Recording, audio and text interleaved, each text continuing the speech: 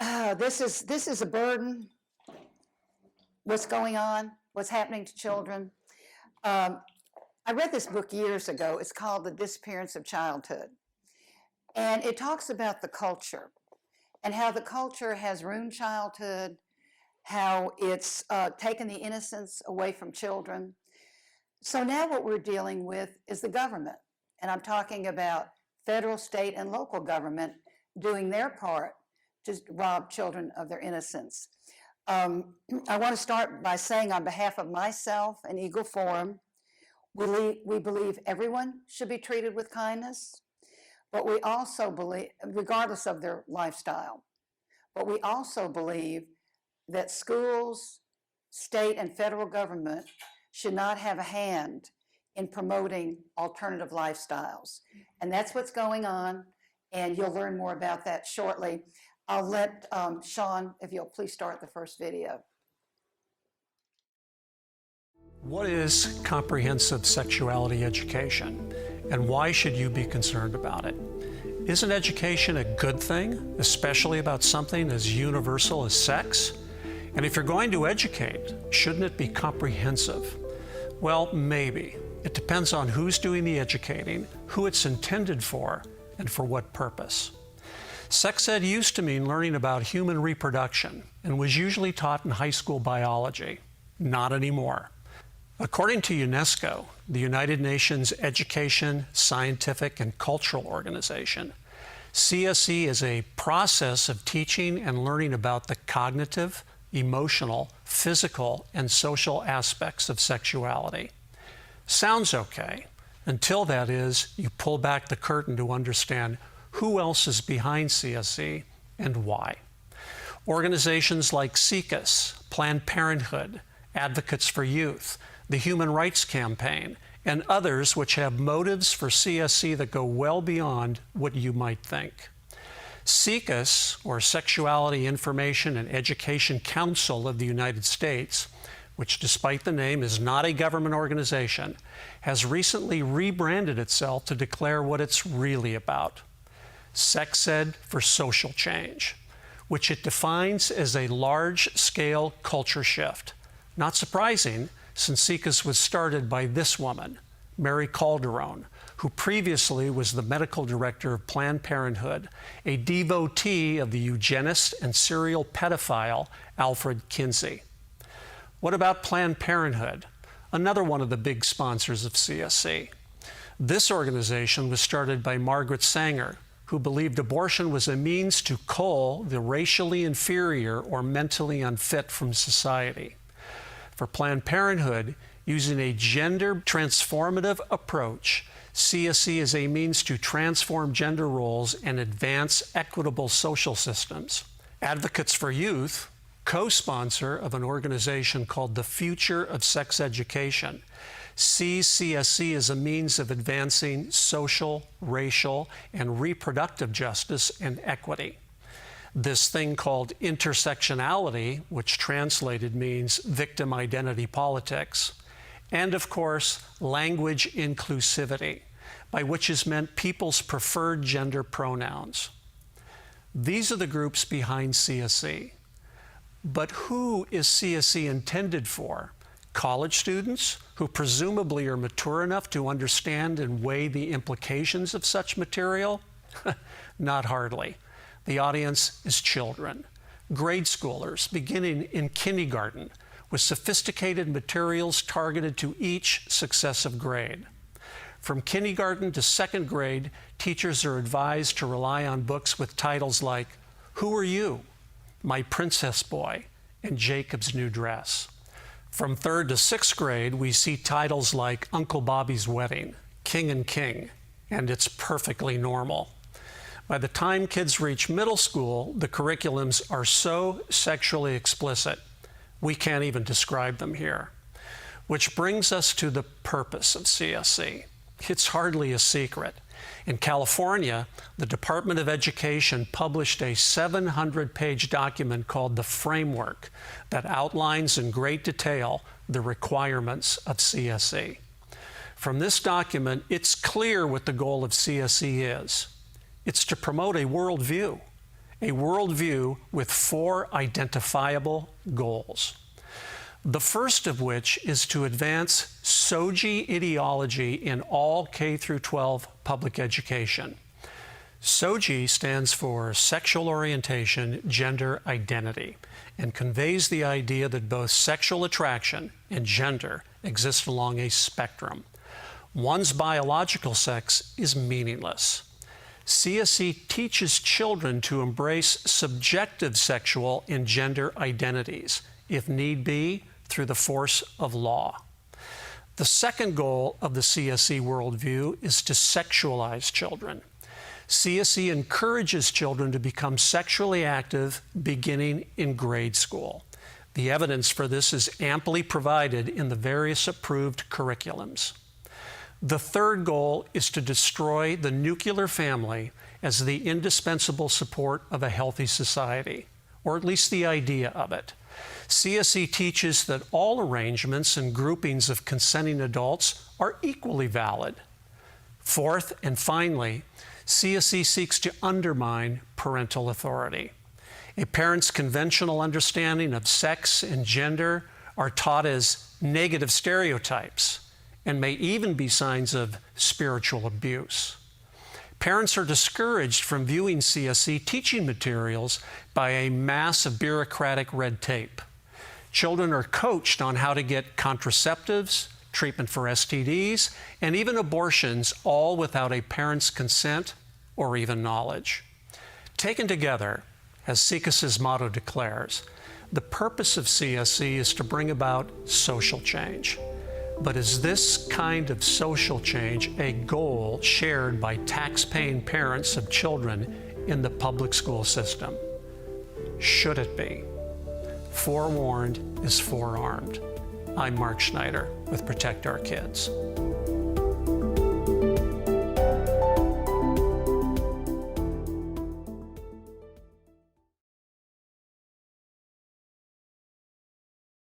Hi there.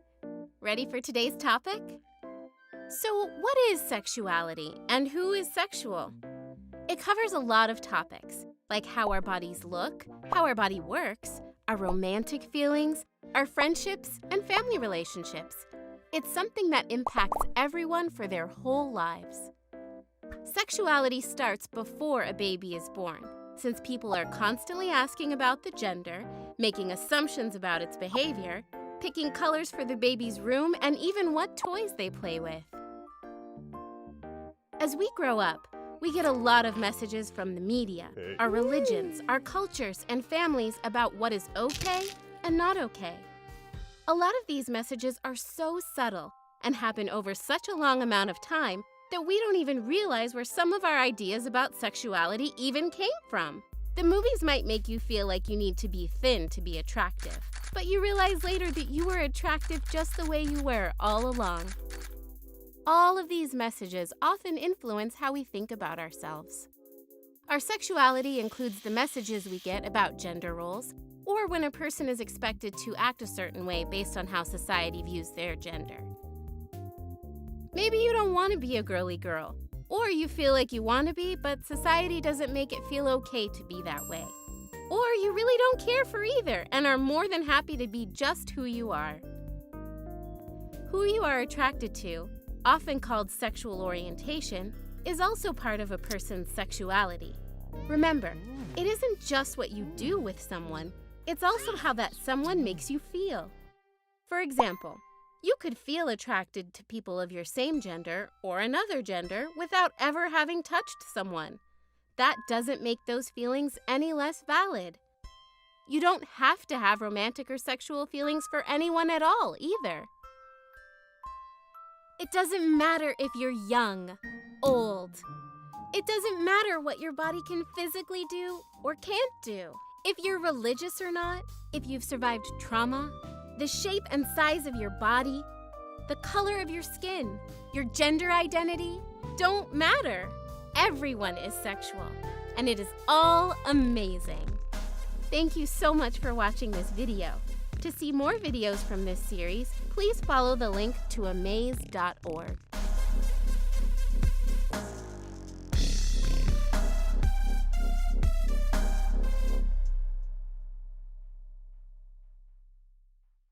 Now, I apologize for that. That is made for children. And it's disgusting. But unfortunately, there are more of those, and I'll talk more about that later. But that video is a resource that you can find on the Alabama Campaign for Adolescent Sexual Health, also known as ACASH.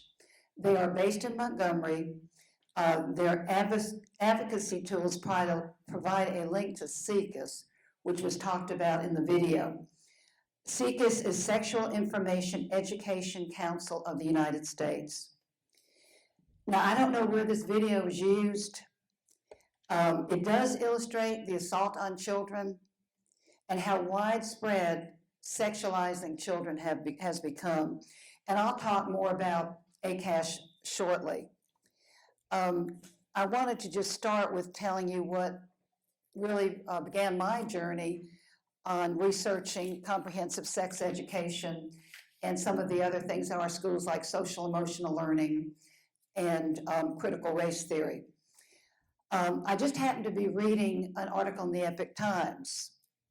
The title of the article is, or was, Texas Group Successfully Blocks Harmful School Sex Ed Program Used in 35 States.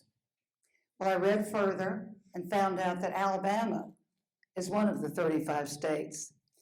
Now I'm going to read a portion of the article. It's graphic. When it gets too graphic, I'll say blank. But I'm going to read some of it that might be offensive to some of you. But if this is being presented to our children, I think we really need to have a clear view of what's going on. The program that specifically was spoken about in the article was Making Proud Choices. That's in Alabama. There's another one called Making a Difference, and there are a couple of others that I'll also mention later. This is from the news article. Making Proud Choices sexualizes children. It teaches children how to negotiate for sexual encounters. They have a yellow light, red light, green light plan the way they do it. It promotes homosexual and, believe it or not, bisexual behavior. Bisexual behavior. It encourages children to seek out sexual pleasure. It promotes blank and blank, promotes condom use in inappropriate ways. And one way is they teach children how to take a condom and cut it in a manner that they can make a dental dam out of it. It teaches children how to have sex when they are ready, fails to establish abstinence as the standard. It promotes transgender ideology, which we're seeing that across the country. It promotes abortion, encourages children to teach others about sex, undermines traditional values and beliefs, undermines parents and parental rights, and refers children to harmful resources like Planned Parenthood. The curriculum also provides animated videos of different sex acts, and I'm not just talking about heterosexual. So the newspaper, the journalist reached out to the departments of education in all 35 states. Some of them responded, some of them didn't. The Alabama State Department of Education response was, quote, some Alabama schools use the curriculum, but it isn't clear where it's used. And the reason being is it's a local control issue. The Alabama State Department of Education doesn't have any programs that they support or recommend. Now, Family Watch International is a nonprofit organization, and they analyze all of these comprehensive sex ed programs. They analyze the ones that are being used in Alabama. Two of them have 15 out of 15 harmful elements as deemed by Family Watch International, and it covers all the stuff I just read to you. One of them has 9 out of 15, another has 7 out of 15. And just having one harmful element makes these programs inappropriate for children. Now, Eagle Forum has been trying to find out through the Alabama Department of Public Health where these programs are taught, because the Health and Human Services in Washington, D.C., and this was began in 2015, these particular programs were funded in 2015. HHS sent the money to the Alabama Department of Public Health. Alabama Department of Health, Public Health, sent the money or gave the grants to schools that requested it. Now, I'm going to send Julia a link that gives you the counties where this is being taught in schools and youth organizations. So she'll send that out to everybody. Now, we don't have the school names. Representative Mike Holmes tried to find out, and all they sent to him was graphs with demographics. Craig Munger, who has done a story on this, and I really recommend that you start checking out 1819 News, because they're doing a lot of stories on education, this type of thing, comprehensive sex education, social emotional learning, and those other programs in the schools. So anyway, thus far, we haven't been able to get the list of schools. I'm hoping that Danny Garrett will be able to get that information for us. Now, I do want to be clear. These particular programs may not be in your child's school, but that doesn't mean the one that's in your child's school is any better. So you really must go to the school and ask to see the curriculum. Don't just let them say, well, we think it's fine and this is the name. Ask to see it.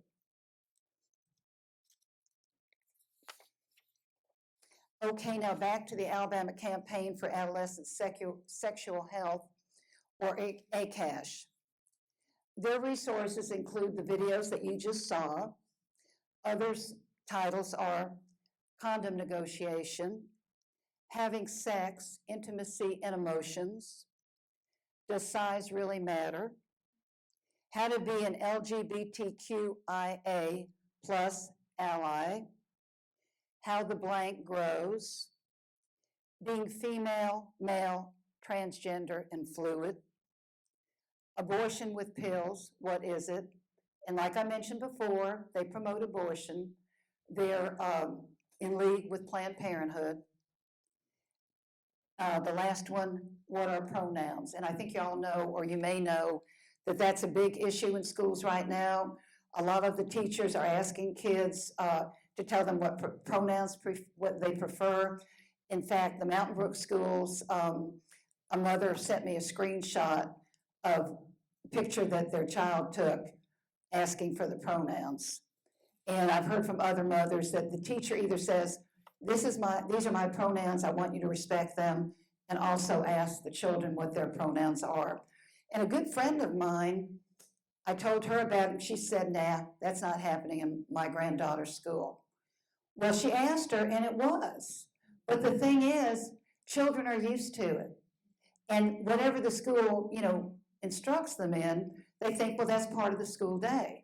And I learned that 20 years ago with the Channel One issue, that kids weren't telling their parents, what was going on. It was a teacher, actually, that brought it to my attention, and then my youngest son, elaborated. Now, the 1819 News reported that ACASH boasts that they have trained 440 individuals to instruct with this program. The website also highlights the CSC programs that I mentioned to you earlier, so they are also promoting those programs. Now, Craig Munger, who is the journalist for 1819 News, he tried to find out who these individuals that were being taught, that were being instructed, and where did they, after they were instructed, where did they go to teach the material? And he did not get an answer. A part of his article was about the board of directors. Eric Mackey, who is our state superintendent, was on the board of directors as an ex officio member. Well, after this journalist, Craig Munger, contacted him, He didn't know he was on there. He was put on there just because he was the state superintendent, and that's what they've been doing. So it's really underhanded for them to try and tie themselves to the Alabama Department of Education by putting, Eric Mackey's picture on their website and calling him a board member.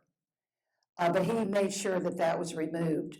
Now, Scott Harris, who is our Alabama public health officer, he was also called. His picture's on there.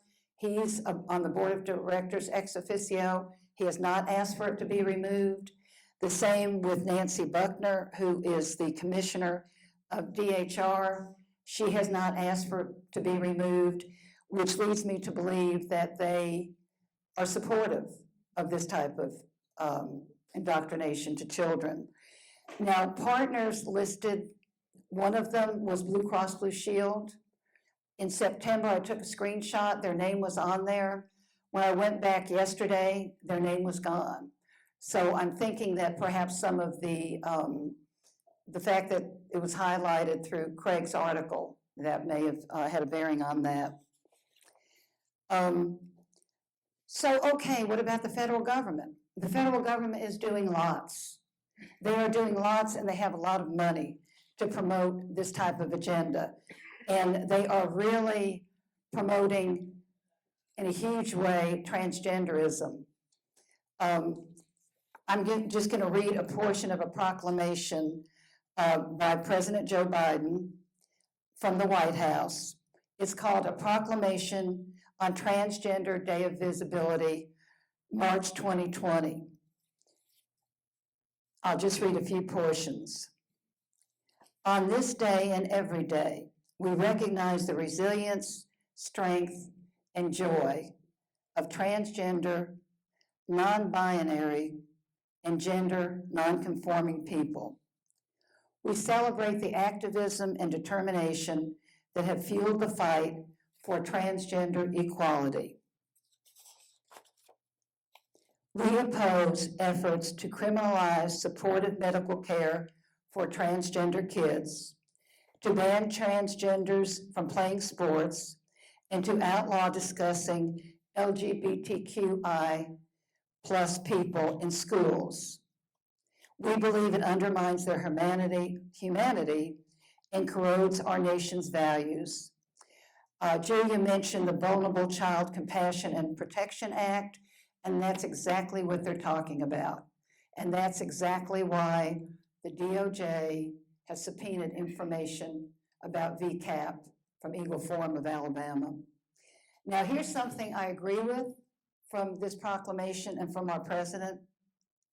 My entire administration is committed to ensuring that transgender people enjoy the freedom and equality that are promised to everyone in America. And they should be, but their agenda should not be promoted in our public schools. Another federal government agency that is promoting comprehensive sex education. This is from the CDC.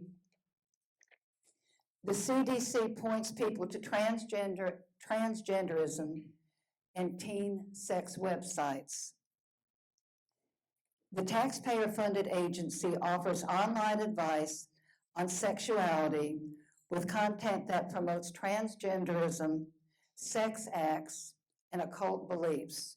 This is our government. Let me just tell you a little bit about their website.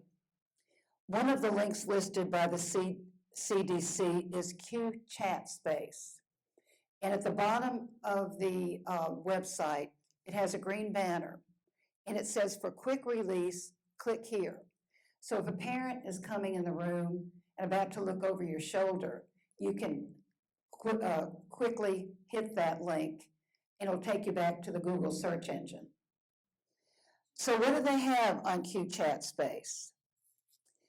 Subjects include sex change surgeries, transgender and non-binary sex ed night, an introduction to drag culture, a chat on having multiple genders, as well as blank and black sex advice. They also have chats that discuss binge drinking and how teens can drink safely. Underage drinking is against the law. How underage kids can drink safely.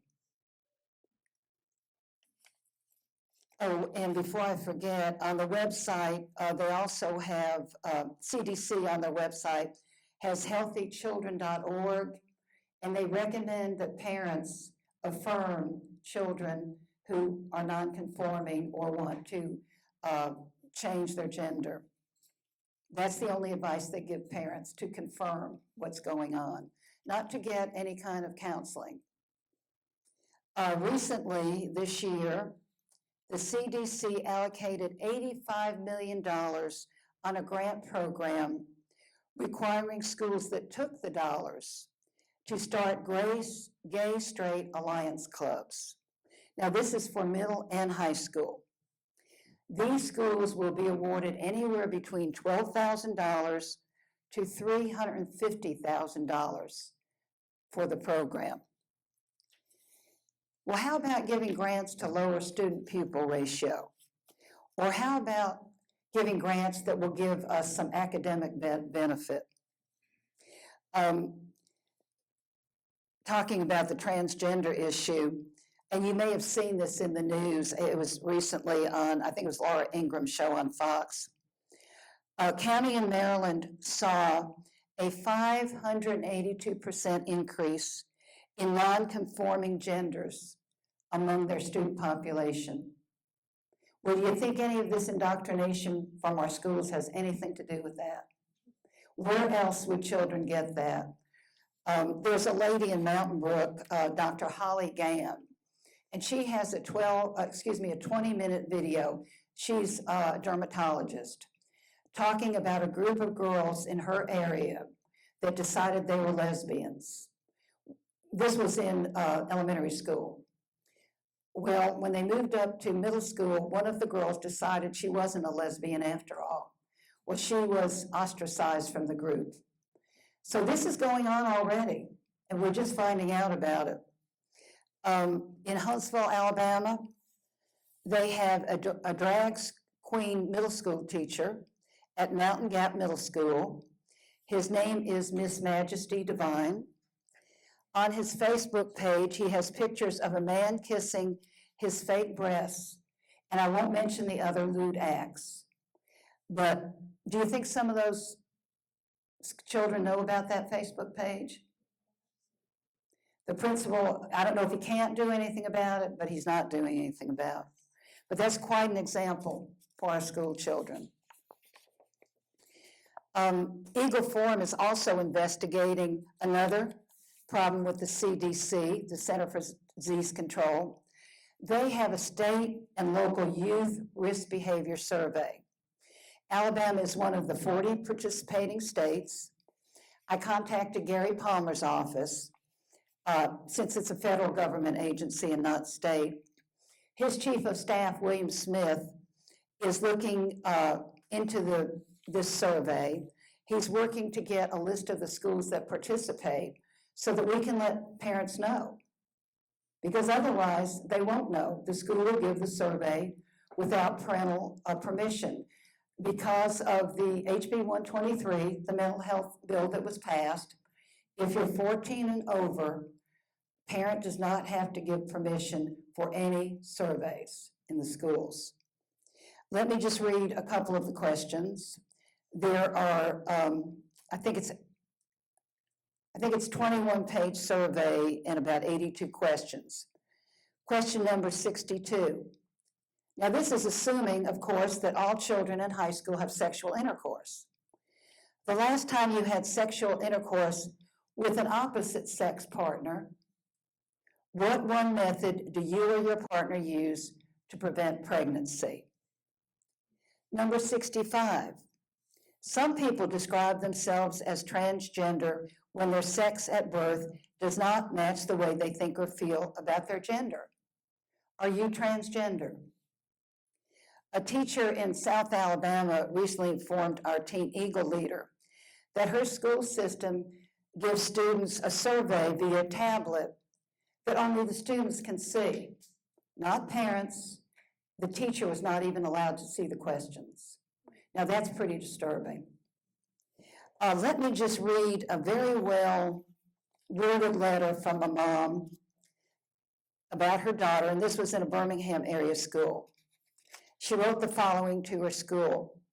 I quote, "I want to know what I need to do to make certain my daughter, 9th grader, is opted out of the expanded mental health services. She is over 14, so was therefore automatically opted in without our consent. I hope you know the decision to opt out is not a condemnation of your services or your heart, but a reflection of our family values. God put us in authority over our children, not the education system. We firmly disagree with much of the language in this expansion of services. For instance, no required parental notification. And therefore, we no longer believe its intent is to partner with parents, but to exclude them and create a relationship of distrust. And sad to say, a lot of that's what's happening. Parents don't trust their schools anymore, and it's so sad because we have some wonderful teachers. We have some wonderful educators, and you probably know them. They'll probably go to church with you or maybe close friends. But the bottom line, schools are normalizing behavior that parents don't want normalized. And I say God bless the parents and groups of parents that organize, like the parents in Texas that got Making Proud Choices out of their school system. Local Alabama, I don't know if you've heard of that group. I think they started in Birmingham. Mountain Brook Families, they're fighting this. Truth in Education, and of course our 20 Eagle Forum groups that are throughout the state. Now, this is a report from the Institute for Research and Evaluation, and I'm going to read a portion of it to you.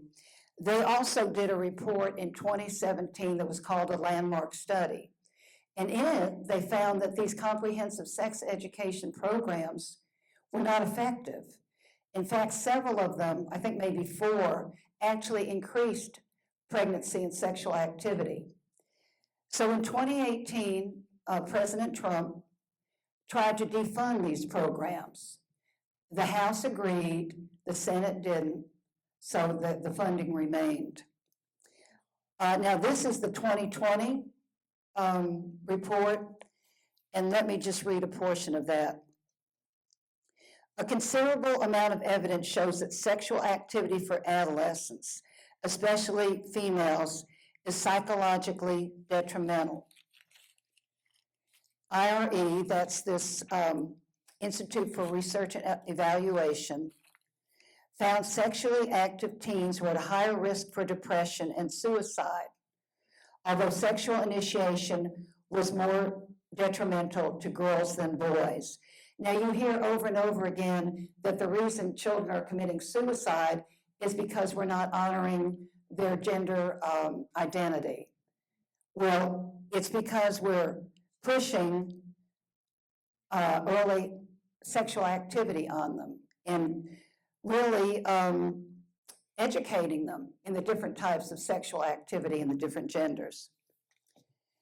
Another study found adolescent sexual debut was associated with lower life satisfaction afterward for both males and females, regardless of age, of age at first sex, which no surprise there. I think common sense tells us that. In a nationwide survey of young adult women, the large majority expressed regret about initiating sexual activity. 2/3 of those who were sexually experienced said they wish they had waited longer to have sex. Only 24% said they felt happy about losing their virginity. The physical harms of sexual activity for adolescents are well documented. Teen sexual activity is associated with a higher rate of dating violence. Sexually active high school girls are almost 5 times more likely to be victimized by dating violence than girls who are abstinent. And I think that makes perfect sense too. Approximately 50% that were sexually active experienced statutory rape. Many, if not most, U.S. adolescents who receive sex education receive it in a school setting, and the research evidence does not show that school-based comprehensive sex education programs have been effective. Now, I'm going to send a link to this report to Julia so all of you can read it. I think you'll find it eye-opening. It's pretty thorough. There is light at the end of the tunnel. And I met for 3 hours today with a lady named Joy Wassel, and she started a program in Tennessee called Decisions, Choices, and Options. In fact, she was on the Greg Davis show tonight at 6 o'clock, so I got to hear a little bit of what she had to say. She has given me their curriculum, and from what I've seen, I think any parent would be happy to have this in schools. It does cover HIV and STDs in the higher grades. I mean, children need to know, what they can expect if they're sexually active. But it also gives them a sense of responsibility. They make their own choices. I was really impressed with it, and I would love to meet with our new legislator to discuss it with him. I would love for Joy to be able to go to Montgomery and give her program to the legislators so they know that we do have a really evidence-based program that I don't think any parent would be unhappy with. They don't go into the transgender, they don't go into gender fluidity like the comprehensive sex education programs do.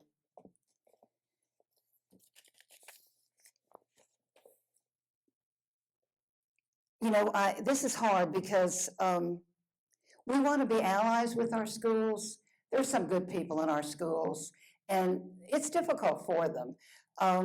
There's one teacher that told me that he is really having to be unprincipled in his mind because some of these things he's required by the school system to do.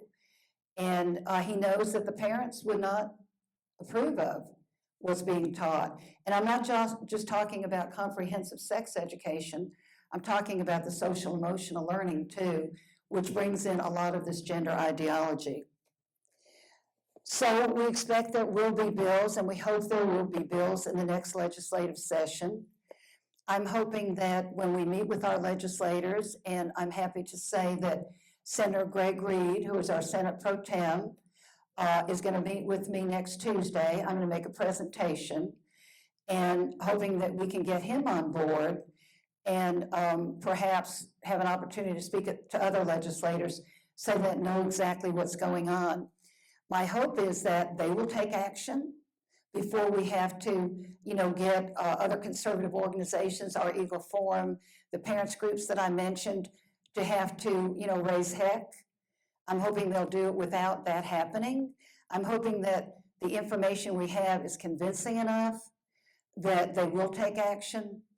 But I just want to, make it clear that we do respect our teachers and our schools, but this has got to stop. It is a war on children, and parents don't know about it. So I invite you to work with us, work with Eagle Forum. On our website, we have a lot of information on what's going on in schools. And like I said before, 1819 News, they're keeping up with things in real time. Greg Davis Show, he's been having a lot of education, folks on that know what's going on in education. So I'd recommend that to you too. I hope you agree it's time for not only parents, but tax-paying citizens to get in the game, because this is wasting taxpayer dollars. I mean, we're academics, how much time is wasted on this where children are not getting, math, science, history. This takes an awful lot of time. I'd like to leave you with two thoughts, and I know you know both of them. The first one is Edmund Burke. Evil prevails when good men do nothing. And that saying evil may sound harsh, but adults promoting gender fluidity and promiscuity to minors, that's evil. And you think about what these children are learning, it will lead them to a life of promiscuity. And pornography is out there so easily to see, so available. And then the last thing I'd like to leave you with, and I know you know this, the verse from Mark 9:42. Whoever causes one of these little ones to sin, it would be better for him if a great millstone were hung around his neck and he was thrown into the sea to drown. Thank you very much. And if you have any questions, I'd be happy to answer them.